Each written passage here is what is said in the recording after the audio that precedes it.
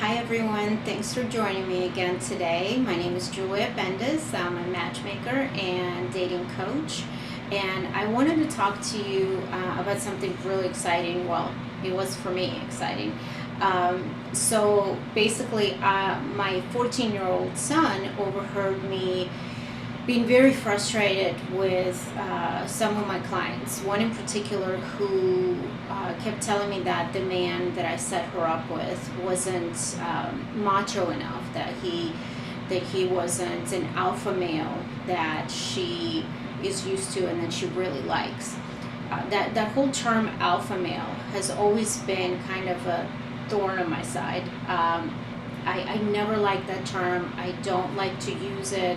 And I really truly never believed that people can be either alpha or beta. And so I was very frustrated with this client. I was trying to explain to her that with alpha males, there also comes other negative things, which she thinks is a positive, is not always a positive, right? Being tough and strong and a man, so to speak, it's a great thing to have that personality, but they can also be very controlling. So I don't like to use that term alpha male. So to make a long story short, my 14-year-old son said, "You know what, Mom? There's actually a scientist that proved this whole theory of alpha wrong, that there is no such thing." So I thought, this is fascinating. He remembered his name, and I have no idea how he heard about this. I'm assuming school, maybe not. And I decided to research him, right? So the scientist that he was talking about, his name is David L. Mech, and he's actually a senior research scientist with the U.S. Geological Survey, and he's also an adjunct professor at the University of Minnesota. So I researched his work, and he has devoted his whole life to studying wolves and animals, wolf packs. And in fact, I reached out to him and asked him for an interview. So he is a wildlife research biologist who has studied large carnivores, especially wolves, and their prey. And he was very gracious, and he was a really funny man, and he answered some of my questions, because to me, as a relationship person, right, as a coach, as a matchmaker, this is absolutely fascinating to me, and this is why I wanted to do a video about this after speaking with him. So what David did back in the 60s, and he published a book, I believe in 1968, that basically said he observed packs of wolves in the wild, and he saw that there was always one male that would be the alpha male, right? He would lead the pack, and whether it happened because of a fight or somehow he ended up being the male, the alpha. So then he published a book about this, their behavior, and there's a lot more to it, obviously. And then he went back to observe the same pack, and he realized that the same alpha male was no longer the alpha male. He was following. He was the beta male. So it kind of disproved his whole theory of that there's one alpha, one beta, or sometimes two alpha. And he's been trying to get the publisher of his book to stop publishing and printing these books. They're still doing it. They're still publishing. They're still printing them, and they're still out there, because he said that it's actually not true. There is no such thing as an alpha and a beta. So I asked him some questions. I'm going to go through these questions, and then I want to discuss it. So my questions to him were, the first question was that according to your long-term studies, would you say that all mammals are capable of exhibiting both alpha and beta personality depending on the particular situation, including humans, because that's what I'm interested in. And wolves have always been very adjunct or close to humans and scientists have always believed that we were closely related or in our behavior to wolves. So his response, his answer to that was that given that mammal parents are generally dominant to their offspring, at least when the offspring are young, yes. In other situations, probably varies considerably. So basically, what he found was that these were not alpha males; they were simply parents, and they were showing that alpha behavior when they had children, and they had to take care of children. So basically, what it means is that any point in your life, you could be an alpha, and other times you can be a beta. You can be a leader, you can be a follower. So one person isn't always one way. At least that's been my interpretation, which is a reason why I hated the word alpha. I've never liked that word, because I have seen in many years of working with people, male and female, that people can be sometimes alpha, sometimes beta. Sometimes they follow, sometimes they lead. So sometimes they're tough, sometimes they're weak. And there's a reason. And he observed that these alpha wolves were only that way when they became parents.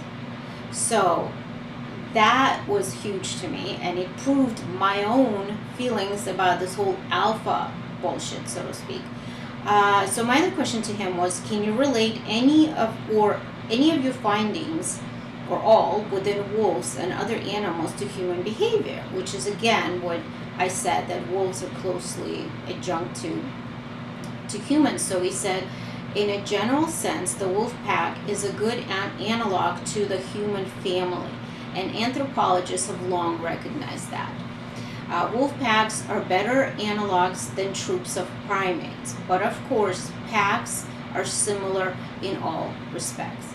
So it proves that when we're parents, when we have little ones to take care of, we become the tough, strong alpha male or females, especially mothers, right? My other question to him was, if so, which particular behavior do you think we share with wolves or other animals? Wolf parents are dominant to their offspring. The offspring generally disperse from the pack when they begin to mature, find a mate, disperse from another pack. They produce pups and start their own packs. So then that alpha behavior kind of starts to back off a little bit. And also I think with adults, humans, right? When we no longer have the little kids to take care of and overlook and protect, we kind of start to be a little bit calmer, a little bit more, maybe follow a little more, relax a little more, not be so on all the time, right? And so, my last question to him was really, do you agree with the notion that humans in the 21st century and maybe in the 20th century have taken the alpha and beta personalities a little too far? And that whole description, starting with even our president, he's a tough alpha male, which is an awful description of what an alpha male is. And he said, he said, I haven't heard of this notion, but I can see how that can be argued. Again, I'm not an authority in human behavior, of course, but he says that at least what he's seen in the wild, with the animals, with the wolves, that we are closely related to their behavior. So, which again is why it was so fascinating to me. And lastly, I asked him, what would be your opinion in the correlation between humans and wolves or other animals that you've observed? Any particular or specific behavior that can help me with my clients? And he did say, I can't really readily think of any of this, but if I think of something, I will let you know. And he also sent me a link, which I will post to further his research, to help me further understand his research on mammals and animals. But so my point here is that, like, I always thought this whole notion that an alpha male is always an alpha male and is a strong strong person, and women are so attracted to that, it's really wrong, because there's so many positives with that, but there's also so many negatives with that as well. And the fact that even in the wild, we see that animals can change. They can go from alpha to beta. They can be leaders, they can be followers. And that is always something that I believed as well. And I always tell my clients, especially females, don't be looking for that tough outer individual, outer core. You need to look on what's inside of them, because a lot of times when they're exhibiting this tough alpha behavior, it's because they're trying to suppress their weakness or something inside of them that they don't like, whatever it is. And it's not always good to be tough and strong, and in a way it can be controlling, like I said. So sensitive man is so much better for a relationship, for people, for a woman. So anyway, that kind of brings me to the end of this quick little video that I wanted to do about alpha males, beta males. And in our society, we have become so obsessed with this alpha behavior, and women are constantly asking me for men that are tough and strong. And there's nothing really attractive about a controlling man. So you can take both of those too far. There's negatives about being an alpha, there's negatives about being a beta. And you have to be well-rounded. You cannot just be always on and tough and strong. And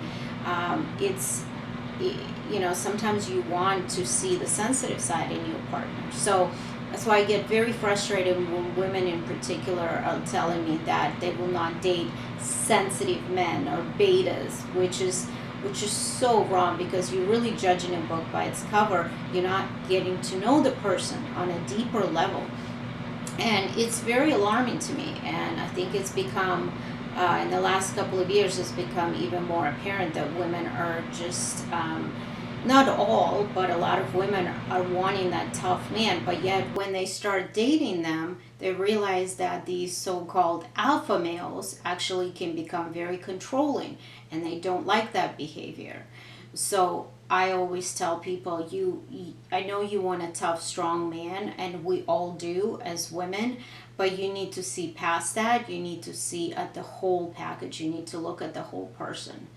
So hopefully this video helps a little bit to understand the whole alpha behavior, beta behavior, and hopefully we can all understand that now there's no such thing, and that people can be both beta and alpha, and when they need to, they will exhibit that tough personality that you're looking for in the right circumstances, whether it's when they're parents and they have small children, or even people that don't have kids, that when needed, they will be tough, and they will be that alpha male that we're looking for to protect us, to make us feel secure and protected. So let me know what your alpha male description is, what you think, what you're looking for when you're looking for a partner, and what your experience has been like, and if this has helped you. But please, let's stop looking for the alpha males, because it is no longer relevant in this day and age. And as we've seen with Professor Mech, it's no longer, it doesn't exist, that people can be both. So again, my website is matchbyjulia.com. If you have any questions, send them to me, email, what your experience has been like with, alpha male, tough individuals. And hopefully this video helps. Tune in again next time. Thank you, guys.